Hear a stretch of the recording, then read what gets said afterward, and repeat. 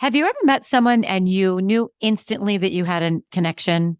I don't really mean in the creepy kind of way. I mean, when you meet someone and you just know that you need more of them and that you will have more of them in your life. When I met Dr. Audra Lance, I knew right away that I wanted to get to know her better. So I did. And in fact, after a couple of minutes talking with her several months ago, I asked her to come on the podcast so that she could share her wisdom, drop her nuggets, and spread this energy that she has to help us all feel better and thrive during the holidays. In this week's episode, Dr. Audra Lance is going to provide very quick and easy practical ways you can manage stress and manage your mindset so that you will thrive during the holiday season. With as little as 30 seconds a day, 30 seconds, guys, you can reset your entire day. And then that 30 seconds adds up. These micro movements add up, and there's a compound effect. Dr. Audra Lance is not your normal doctor. She is recognized as one of the top practitioners in her field. She is doctor to MLB All-Stars, NHL All-Stars, NFL, Cy Young Award winners, celebrities, Team USA, you name it. She's their go-to. And today she will be here with us, dropping truth bombs and health nuggets left and right so that we can all enjoy the holidays and ride off into 2024 as our best selves. So join me in welcoming Dr. Audra Lance. Are you ready to speak up, stand out, and get your seat at the table? If so, you're in the right place. Welcome to Unmute Yourself, the podcast where you'll get real-life anecdotes and actionable tools for you to step into your strengths, debunk imposter syndrome, truly know your worth, and show up like you own the room every time. I'm your host, Nancy Medoff, who did the thing and followed my passion for empowering women like you to unleash that inner spark and become who you know you are meant to be. I'm a diehard foodie with a raging Skittles habit who will not stop until women everywhere unmute themselves and truly thrive at work, at home, or wherever you may be. Let's do this. Podsters, we are back and I am so pumped. I am with, do you ever meet someone and you have like an instant connection with them? Not in a creepy way, but in like I want this person to be my friend. So that's what happened when I met Dr. Audra. And she's going to introduce herself in a second. We met on the beach at a mastermind in Los Angeles. And I knew instantly that this woman was someone that needed to come on the podcast. I love her work. You are going to love her work. Love what she has to say. You're going to follow her. You're going to fall in love with her like I did. Welcome, Dr. Audra. Woo woo. What's up, y'all? I'm happy to be here. Thanks for having me. And by the way, Dr. Audra is wearing an Unmute Yourself tank top. Thank you very much. It looks super cute. Love it. So, Dr. Audra, introduce yourself. Tell us a little bit about what you do. Well, hello. I'm Dr. Audra Lance, and I live here in Nashville, and I specialize in sports and non-surgical injuries. My whole goal is to get to the root cause of your pain. We want to figure out what's going on, why it's going on, and actually fix it. So I want to pause for a minute because you say root cause of your pain, and that is a big statement. I know you mean physical pain. So I'm going to ask you what I ask some people. Why did you feel it was important to make your life's work to get to the root cause of pain? Ooh, I just got goosebumps while you were asking me that. I have always been like a helper and wanting to help people and an overgiver and people pleaser, which is why I love listening to your stuff because it's served me in so many ways, but then it's also made me so sick at the same time. But the high of helping someone is indescribable. It's just so good. And when I was a kid, I was really sick with strep throat all the time. So I was at the doctor's offices. And when I would come home, I'd play with my Barbies and stuffed animals and play doctor. So I always knew from a young age, like I was called or like wanted to do this. I just didn't know which kind, which specialty, where I'd end up. And here I am. And I can't imagine doing anything else. I'm so grateful how much I love my job. That's so Podsters, you can do what you love to do and only what you love to do and get paid copious amounts of money for doing it. She did the thing, which was very big over here to Unmute Yourself. You said in my clinic, we help get to the root cause of your pain. Why do you think you focused on pain? Because you could have focused on strep. You could have focused on what's it called? The ones that help your bones, whatever. You could like surgery. Thank you. You could have focused on anything. So why do you think it's pain? Well, I think that especially around America, we're always like, oh, I'm in pain. My back hurts. This hurts. That hurts. And the surgery is not always the answer. And surgery fails a lot of times. You think it's going to be this end all cure all. And we see it all the time in the clinic, like, oh God, I thought this was going to fix it. And it didn't, because that wasn't the root cause. Just because imaging says you have a little disc inflammation or herniated disc, that doesn't necessarily mean it's a source. And I know that's a radical thing for some people to hear. But unless you're doing a full neurological functional movement evaluation, which imaging is a great tool, but it's not the end all be all tool unless it's a big emergency. I love it. I love it. Particularly, I'm just remembering when I was younger, my dad slipped a disc, and you go to a surgeon, the surgeon's going to say, we need to cut you open. And he said, no. So he went through like weeks of traction. Like he did it himself with this weird contraction in the bed. It was odd. And he never ended up getting the surgery. So, that I think that's interesting. You talk about, I tell people all the time, including my mom, like she lives in a different state and had some back stuff. She's like, I'm going to go to this awesome surgeon. And I said, no fault on him, but just know when you're going to a surgeon, what did they spend their whole career specializing at? That's the fix they know. There's nothing bad for you. Want them to be good at that. No shame, but whatever. Don't be surprised when you go to a surgeon and they tell you need surgery. What's so interesting, you remember these little moments in your life. I got married late in life. I got married, let me rephrase that. I got married a little later in my life than traditional marriages. I got married when I was 43. And before that, I had been like, okay, well, maybe I want to have a kid on my own. So I went to a female, I'll never forget, a female fertility specialist. No, I went to a female doctor, gynecologist, maybe, I don't remember. And she said, if you go to a fertility specialist, they're going to tell you to freeze your eggs and to do all this stuff. She said, so if that's something you want to do, you should do it. But if you want advice on whether or not you should, and then do not go to one of them. You need to go to other sources, because you go to a surgeon with back pain, they're going to say, yep, we probably need to operate. Yeah. So absolutely. Heed that, podsters. You talk about this three-legged stool. You call it a triangle. So that's the root cause of your pain. So tell us a little bit about that. Yeah. It's my restorative movement techniques. Yep. And it's getting to the root cause of your pain through all these methods, which other doctors have come up with around the world and I've trained under. And then pairing that not only with, because in my clinic early on, I was like, oh yeah, this treatment's great. But sometimes a couple months later, people come back and they're like, I have it again. And I'm like, because that was the state of the art, clinically researched. I know what I was doing was good, but there's something else going on. And after my own like clinical research, typing up stuff, looking at all these notes, there was a couple trends that came up. It was, we need to also address people's stress levels and their mindset. And I'm fortunate enough to, all my patients right now are celebrities, professional athletes, singers. And so I'm working with the top of the top, being able to see this firsthand. And I mean, they have stress, they have mindset stuff. They're normal people. They poop too. And then they get this pain. And if we're not addressing the whole triad or triangle, we're missing the boat, and it's making it more likely to come back or flare up when they have that award show or the game that's the playoff game. I love it. I love it. So this episode is airing smack dab in the middle of the holidays, and that's on purpose. So when I met Audra, it was a few months ago. And I remember thinking, I want to have you on the podcast to talk about how to manage your stress, manage your mindset, and thrive during the holidays. Because this is personal to me, and most of the podcast are things that I'm passionate about.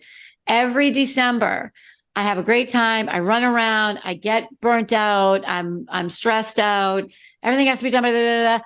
So I, as a gift to this community, said, well, I'm going to bring on a doctor to tell us, here is how you can thrive during the holidays. Because I don't know anybody who thrives during the holidays. I don't. I will tell you, this year, I was mentioning this the first time we recorded the podcast, that this year I had a really, really powerful year in my business. And as a present to myself, hell yeah, I did. As a present to myself, I said, I'm not going to take any speaking gigs in December. I'm not going to eat bonbons and sit on my couch all day. I'll work on my business and I'll keep producing podcasts and I'm writing another book, all that stuff. But I'm not going to get on the road. I'm not going to get on a plane. I'm not because it's physically demanding and it drains my energy. I love it. And also I need a break. So as a present to myself, I said, okay, December, no. So most people can't do that. They can't say, well, screw it. I'm just not going to work the month of December. So tell us about what you see in terms of stress and how people manage or don't manage their stress affecting their peak performance. I'm calling it peak performance because that's what it is, folks. It is, with everything going on in the world right now, we need to be at peak performance, right? Absolutely. Absolutely. Right. And I think it's a little individualized. So that's even how we practice. I'm not going to give you the same thing I give your friend, even if you have the exact same problems, because there's a different root cause. And so for the holiday season, I feel like so many people set these expectations that are just so high, and they truly believe it's like one of my favorite things, like the Hallmark movies, the happy ending, and it's all going to be perfect and work out. But you set yourself up for failure by putting all these things on your plate and these expectations of the house has to be perfect. I have to show up to every Christmas, holiday, Thanksgiving party. I got to see all the family all the times. I can't make anyone upset. I got to cook all the things better than the neighbor. I have to get all the presents. Like, it is just one thing on top of the other, and you're not living in the moment, fully enjoying it.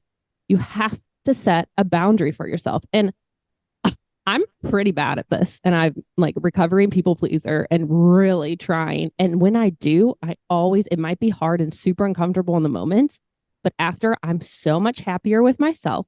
I'm so much more relaxed, and I earn the respect of who I set the boundary with. It might not be in that moment, but it comes around.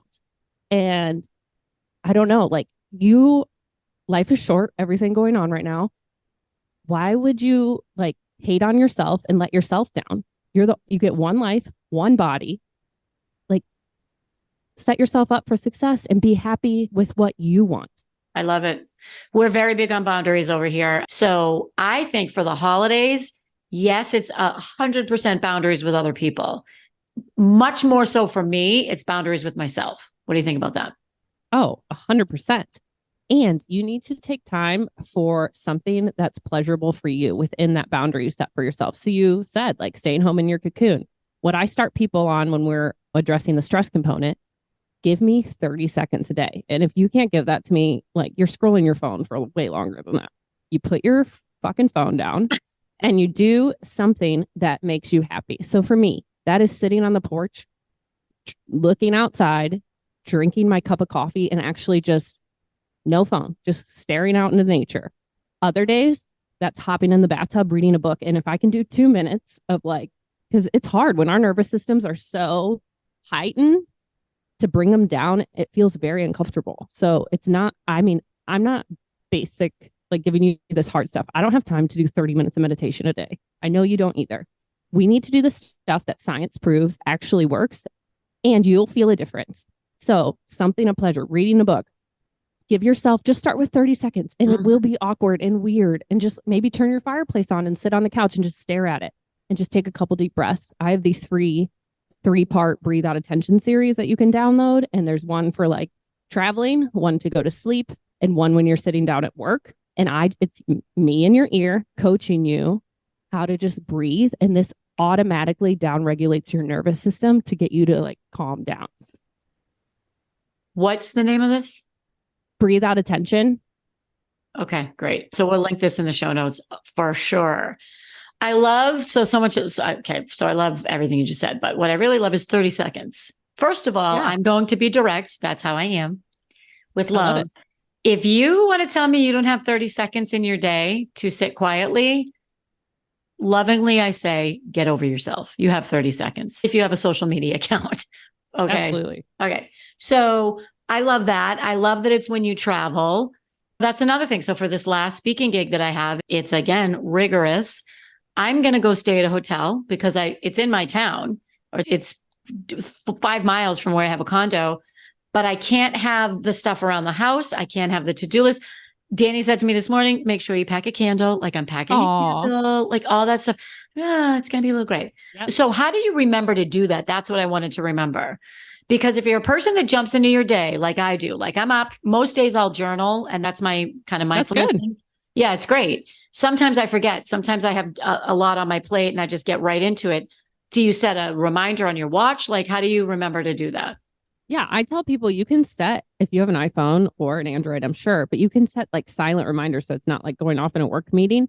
But I have something set twice a day because my days are just all over the place. But usually between one of these two times, I'll be able to take it and do it. So I have, it just says a reminder, you're important. Take this time for yourself. Oh my God, I love that. You're important. Take this time for yourself. And then, so if you're in the office and that goes off, if you're in the office and that goes off, what do you do? Like, you can't go sit on your porch in the office. No, if I'm with a client or something, it's just silent. So I just see it on the screen the next time I look at the screen. In my head, I'm like, okay, so what I usually do is it's right before I'm usually done with work, or like if I stay a little later, when I get in my car, I'll just turn on my car, have it in silence, because that's a safe space too, right? Your car. And just breathe and sit there for 30 seconds before I drive home. And this makes the commute even better. So if the traffic, I'm like, I just had 30 seconds to myself. No one bothered me in the car. The doors were shut. I was able to just feel like half the time you don't even know if you're hungry. You don't know if you're holding your breath. I mean, these are huge components that help heal pain and are contributing to your pain, but also your stress and your nervous system and what's contributing to still make you sick and not feel good. It is not normal to not feel good.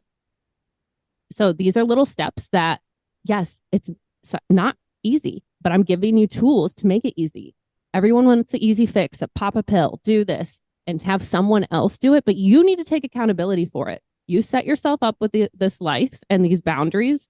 And sometimes you have to learn the hard way and cut back and figure out how to, I hate the word balance because there's not always balance, but give yourself what you need, even just 30 seconds. I'm speechless. You just said everything that I stand for. I will say, instead of balance, we call it blending, work-life blending. I like that. I like that. Yeah, I really like that. So I'm thinking about it. So 30 seconds in my car. So if I understand you correctly, because I want to make sure, because I frankly, I'm not sure I believe this. I'm willing to try it. 30 seconds in 30 seconds, just a timeout to shut down my brain. You're saying scientifically proven to help me regulate my nervous system. Yeah. And the goal here is I'd like to get you up to 2 minutes, but I'm not going to force that on you at first. It does feel so uncomfortable. And so you just work for 30 seconds for 2 or 3 weeks, and then you try 45 or 60 seconds. The goal is to get up to 2 minutes, but you will feel results with 30 seconds. I think the key for me for 30 seconds is because I do meditate sporadically. And I'm terrible at it. That's the key. Is I'm like, oh, wait a minute, I could do 2 minutes because I meditate. Well, you meditate maybe once a week. So you're saying every day, start with 30 seconds and then get where you want to go. It's interesting because I was just thinking about this morning.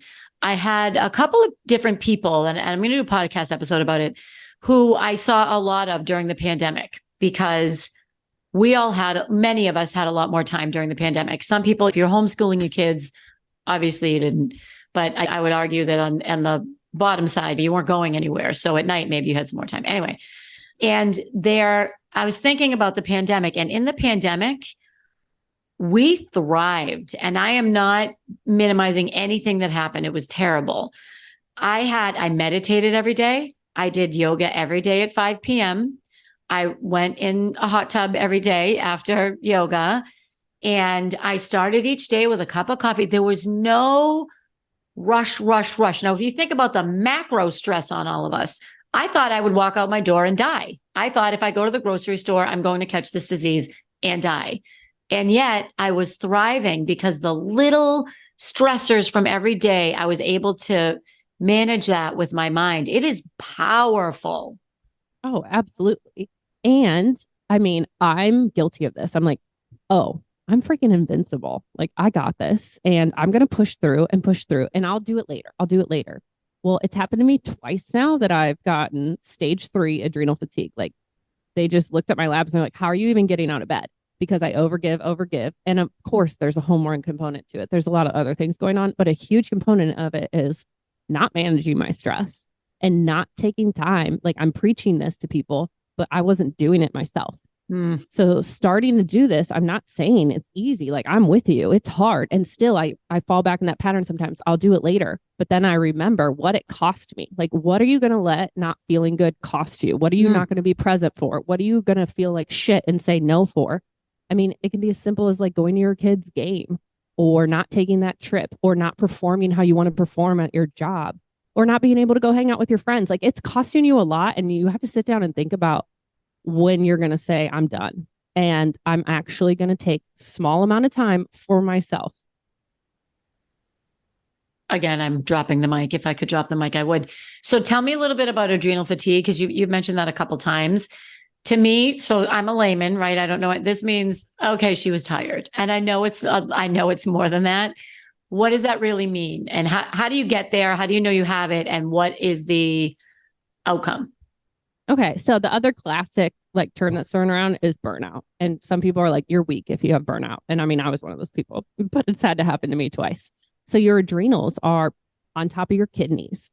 And without getting too sciencey, they play a crucial part in your hormones and regulating and balancing and producing cortisol. Oh, okay. So cortisol is the stress hormone. Oh, yeah. Right. And when we constantly run and in that height, which is slightly addicting, you want more coffee, you want to accomplish more check marks, all that stuff.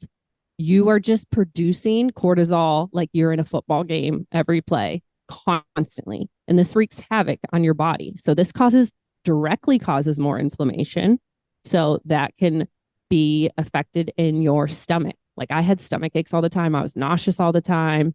I had numbness and tingling in my hands that I kind of just played up was from my job because I used my hands all day, which it wasn't, because I use correct body mechanics. Then like headaches. I would get home from work at like 6 or 7 and want to just die. And then I'd go to bed at 6 or 7 and wake up the next morning at 5. And I did not want to get out of bed. Like, it was torture. I mean, it is just a fatigue you can't describe, but there's all these other symptoms that at the time I didn't know were connected. The headaches, the adversity for food, or sometimes people get more hungry, just constantly getting like sinus stuff. The key component for me is I'm this happy, you've talked about it, how we just clicked. I'm high energy. I'm happy, bubbly. I love life. Like, yes, I want to seize the moment. I did not feel like myself. I was like, I don't know where Audra is. And I could perform at work and whatever. But when I'm home with my husband and stuff, I was like, I'm like a shell of myself. And it wasn't depression. And I went to these doctors. It's been quite the journey, but gaslit in the medical system is just so common right now. It's disgusting. Yep. So I went in there. They knew I was a doctor.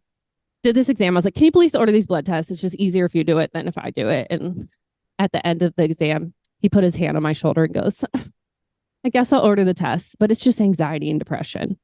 No, I know that some of those feelings are coming out that way. Because yes, if everything's dysregulated, it contributes to anxiety and depression. But there's something else going on. The root cause is something different, which, fun fact, by the way, if you are an anxious person and you study and you identify as that super anxious, this is like a self-study in my office I've been like keeping track of, where that comes out in people's bodies is a lot of time is like your neck and jaw.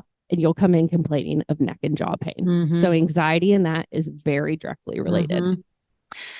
This is so fascinating because I can't remember who I was talking to, or what, it was on a podcast, I'm sure. And I said, I had a great year for my business. With that came, I was stressed out, and that's not who I am. I'm not saying I never get stressed, but I'm like, oh, good. It's fine. Thrive, get some sunshine on your face. Like that's who I am. And I was like, wow. And I wonder if it was adrenal fatigue too. And I mean, you have to take ownership, which I finally did. I'm setting the environment for myself to go down that path. Mm-hmm, of course. So I had to tell myself, okay, where are you going to rein it back? And I think a lot of us are like, especially entrepreneurs or people that have control of like your income if you work more.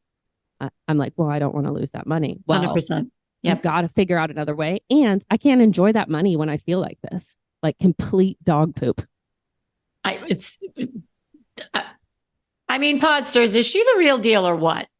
So let me ask you this, because we talked about, so how did you know to get a blood test? Like, because I have one particular friend and I know that she's going to call me after this podcast and say, I told you, because she gets her blood tested all the time. So you walk into your doctor's office, male or female. I'm talking about pod stars. You're either male or female. You walk into your doctor's office and you say, I'm feeling stressed out. I'm feeling not like myself. I have headaches. I'm not sleeping well. I have no energy. I would like you to order a blood test. Yeah. And it's a bunch of different panels. It's not just one. All But right.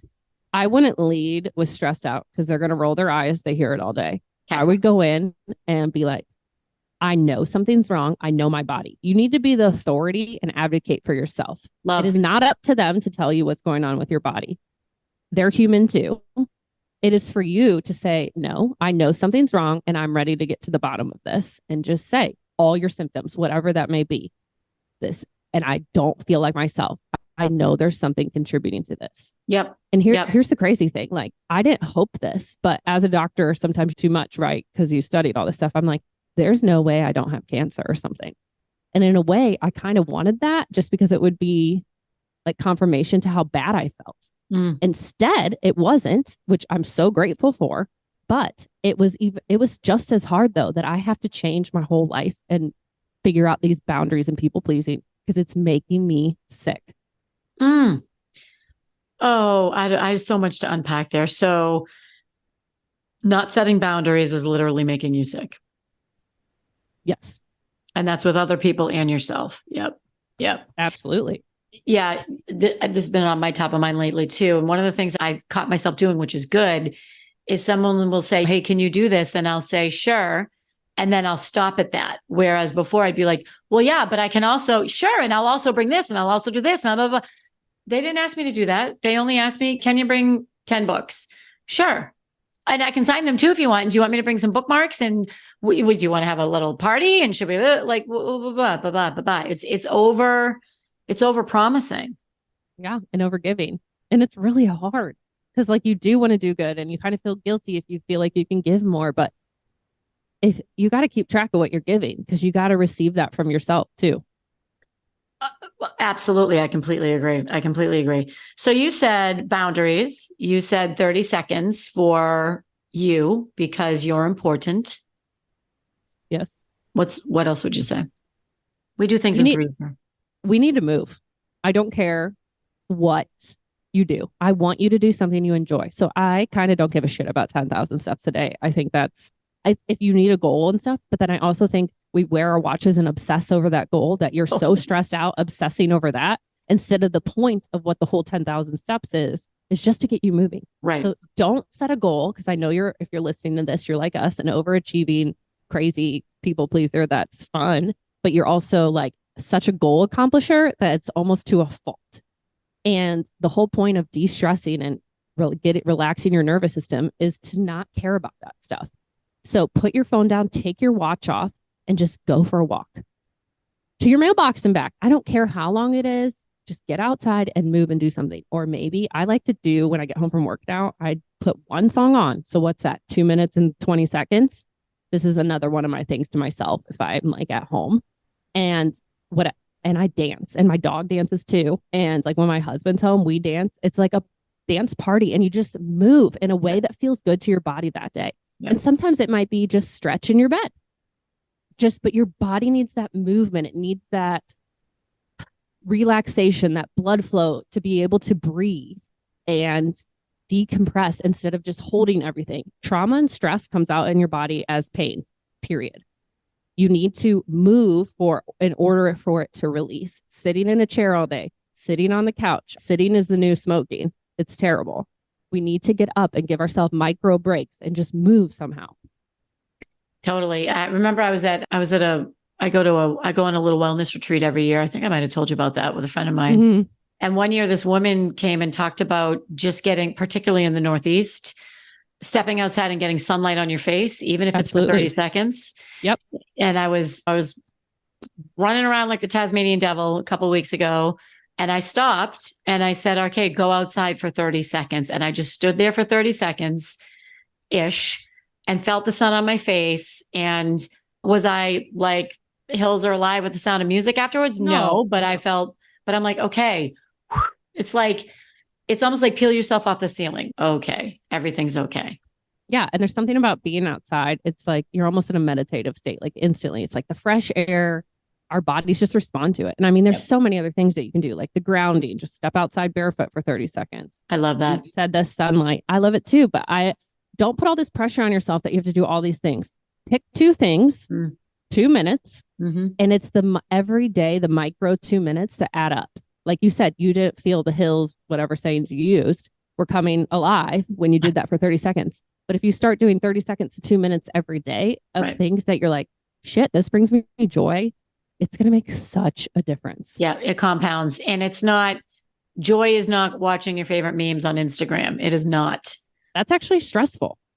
Scrolling and like looking at those hits and like if you've had enough likes and just being with that blue screen and seeing what everyone else is doing, whether you consciously know that, your subconscious does, and it's elevating your cortisol levels, elevating your stress hormones, causing that inflammation. Oh, I love it. Okay. So I just wrote down, here's what I wrote down because I'm thinking about, we're recording this a little bit before December, like we're like mid-November, overcommitting. And so there's a couple things I do with that. That is my downfall.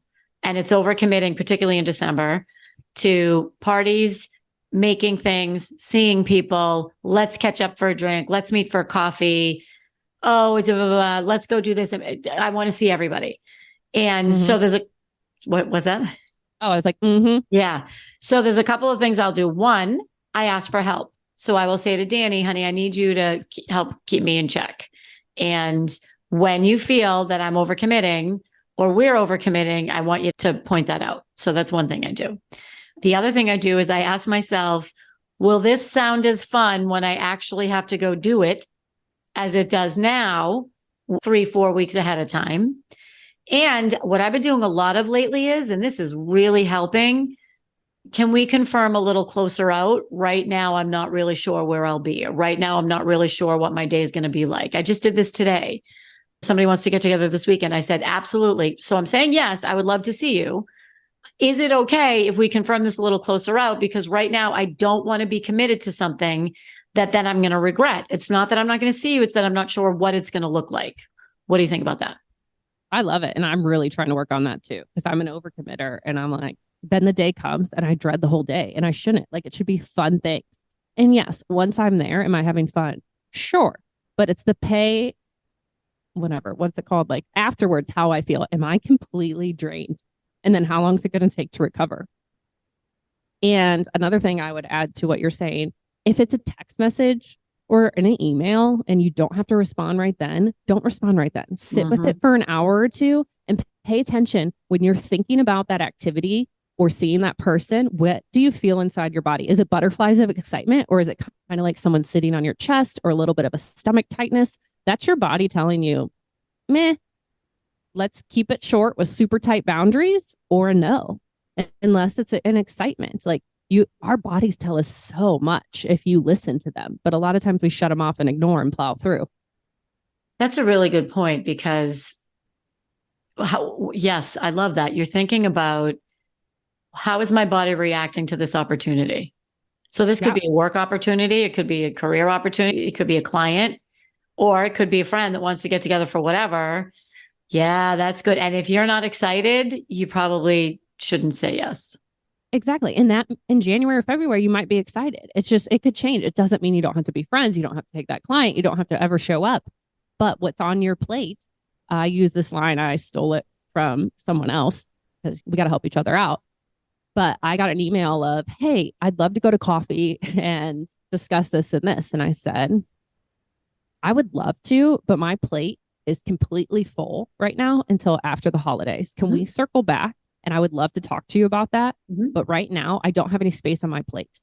And people get that. And they said, great. I set a notification to follow up after. And even when I said that, though, because I'm recovering right now of this, it kind of was like, oh, I'm going to let them down. I'm going to let them down. But as soon as I sent that email, I was like, oh, I feel so much lighter. I can almost breathe better. And my body was like, that's what you needed.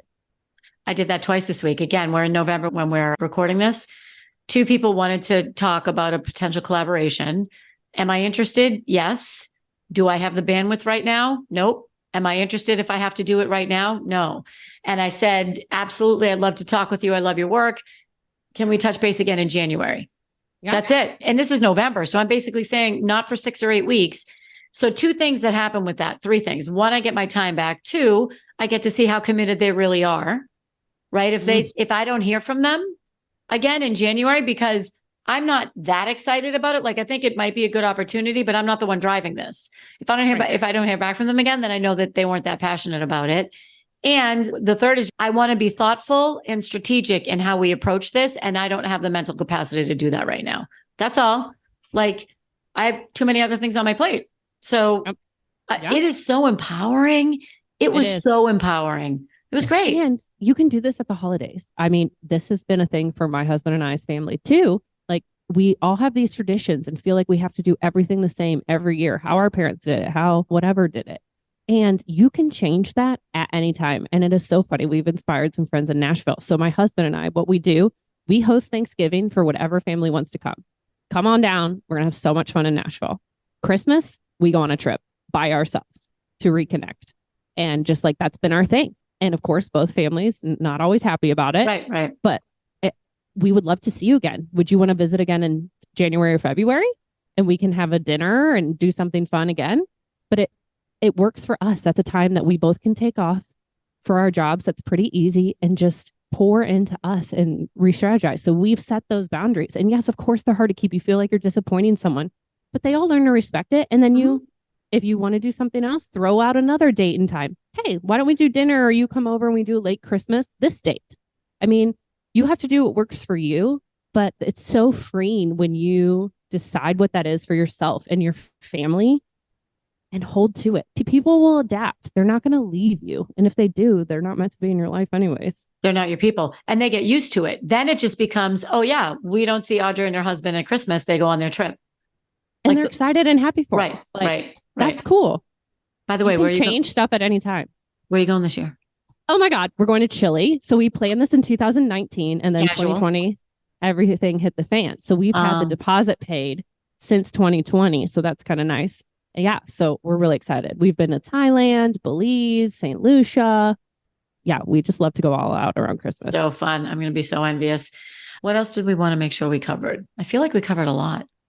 Yeah. I think one thing I just wanted to mention too, that is talked about all the time and people kind of poo-poo, is how important breathing is. And I get it is boring as watching paint dry on a wall. It is so incredibly dull. But if someone asked me what's the most important thing you can do to either control your stress, control your pain, control your mindset, and be present in the moment, it's going to be breathing, and it's free. So I have those free breathe out attention, but also a lot of us are breathing incorrectly. We are chest breathers. Like even right now, I want you to, listeners, pay attention to 2 things. Are you holding your breath right now? So many of us do that and don't even realize it. Doing that is one of the things costing you stability and strength and contributing to your pain. 2, when you're breathing, do you even feel your butt, like on the chair if you're listening or driving or whatever? Or can you even feel your hip flexors when you're breathing? So we need to be breathing 360 degrees, but also all the way down. Like my saying is, breathe into your butthole.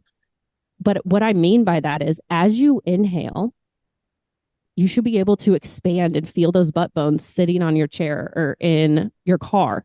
I go over this in episode 17 of my podcast, Mind Your Body. And that controls so many things, from regulating your nervous system, like I said, but then also everyone's saying suck in, suck in. And I can go on a tangent about this, and I will, and I do in the podcast.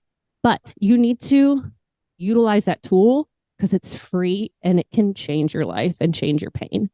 So if that's one takeaway I have, that would be one of them. And any kind of pain. So from your neck pain and TMJ, we're talking about it, to your plantar fasciitis, we're talking about it. It is your core. And that is one of the ways you correctly activate your core, is by breathing correctly. Because if you're not doing that, any core exercise you do beyond that is incorrect, and you're facilitating a compensatory pattern. So for the holidays, I'm doing Restore Your Pelvic Floor is my little webinar we're going to do. It's going to be awesome. So that'll be something to look and sign up if you follow me on Instagram at Dr. Audra Lance. We're going to get into the nitty gritty about it, and not only how to fix yourself, but how the stress component plays in. I love it. I absolutely love it. The other benefit of breathing for me is it buys me time. And this comes from yoga. I'll notice I'm stressed. Listen to this. I'll notice I'm stressed out about something by how I'm breathing. And if I bring in my yoga, or what's it called? Ujjayi, if I bring in my Ujjayi breath and I can feel myself doing that, then I'm like, oh, this is stressing you out. Whatever you're thinking about, my body automatically does it, which is amazing. And I'll feel myself doing it. And I'm like, okay, something's up here. It's wild. Yeah, that's incredible. But it took you a minute to learn that, right? You didn't. Oh yeah, I mean, yeah, of course, yeah, awesome. Dr. Audra, I could not love you more. So love you too. Love you more. Dr. Audra, where can the podsters find you? Oh my God, you can find me on TikTok, Instagram, YouTube. I mean, the antics. I'm not your normal doctor. I'm going to tell you how it is in real life. You can also listen to Mind Your Body. That's the name of the podcast. Thank you, doctor. Thank you for having me. Coming on. This was so cool. Podsters, this is our gift to you. This is your time. You're not going to get it back. Don't wait until January. Things will slow down in January because they won't. And or you'll be sick. Or you'll be sick. So breathe. Let's recap. Ready? It's breathe, boundary, and what was the third? 30 seconds. 30 seconds. That's all you got to give yourself. And you're going to thank yourself. Happy holidays. Happy holidays. Peace out, Podsters. That's a wrap, Podsters. And before we go, I ask you, what's one thing from today's episode that you will use this week to unmute yourself? DM me, email me, send a smoke signal, whatever you need to do. Let me know what you're going to do differently. And if you enjoyed this episode, please share it with someone you know and leave a 5-star review on Apple. This helps me spread our message of empowerment to more people worldwide. Let's do this.